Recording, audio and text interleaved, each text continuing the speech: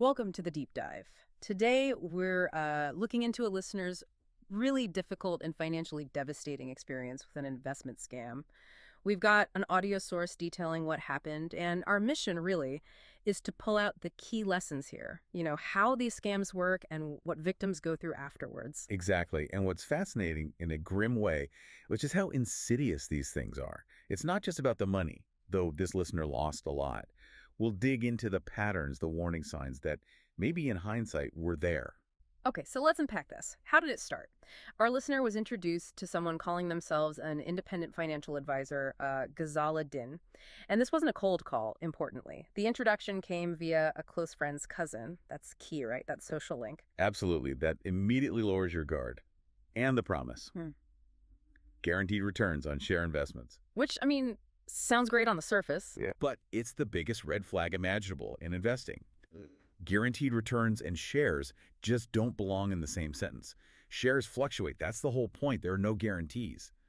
But scammers know this sounds plausible to people who aren't, deeply familiar with finance. And the source mentioned they actually got some money back at first. Small amounts. Yeah, a couple $100 here and there. And that's not just bait. It's clever conditioning. It builds false confidence. So those little payouts were designed to make them feel safe, to trust her. Precisely. It erodes that natural skepticism. It sort of trains the victim to think, okay, this person delivers, making it easier to ignore bigger warning signs later on.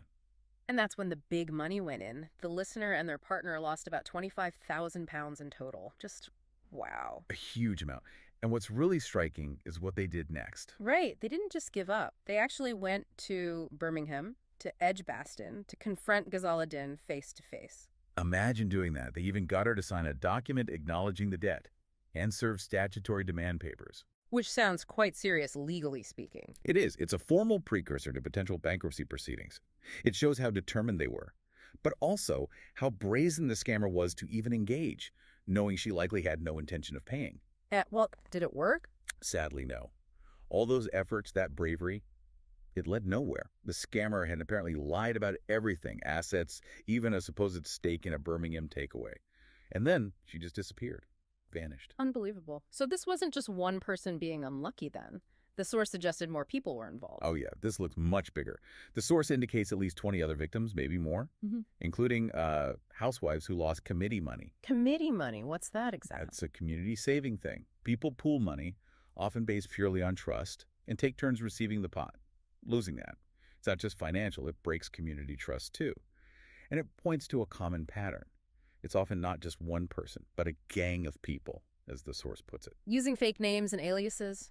Exactly. Like Shazina Bomb used on Twitter, linked to financial advisor portals. They find victims, extract money, and then just dissolve, cut all ties. And trying to report it didn't help. Police. Action fraud. Apparently not for these victims, which is unfortunately a common story. It highlights a real gap in how these crimes are tackled. They even tried tracking phone numbers, right? Specific ones linked to the scammer. Yes, 07988-26553, 07494-567-895, and 07763-59819 were mentioned. But these likely went dead, just temporary numbers. And they even tried family contacts, a brother, sisters-in-law. Desperate measures. Azar, Nyla, another sister-in-law, phone numbers were checked. But again, dead ends. It shows the lengths these people go to cover their tracks. It's meticulous, planned evasion. It's just devastating. The financial loss, the emotional toll. It really is. This case just powerfully illustrates the impact of these sophisticated scams. They're not simple tricks, they're calculated manipulations. So what does this mean for you listening? I guess the clearest message is if it sounds too good to be true. It almost certainly is. Especially anything involving guaranteed returns in investments like shares. Always verify credentials independently. Don't just rely on a friend of a friend introduction, no matter how much you trust the link. Check the official registers, like the FCA register here in the UK. Definitely. And perhaps the deeper question this raises, beyond just spotting those initial red flags, is what more can we do? What kind of deeper checks, what kind of skepticism is needed to avoid this kind of, ordeal? Something to think about, certainly, as you navigate the information out there.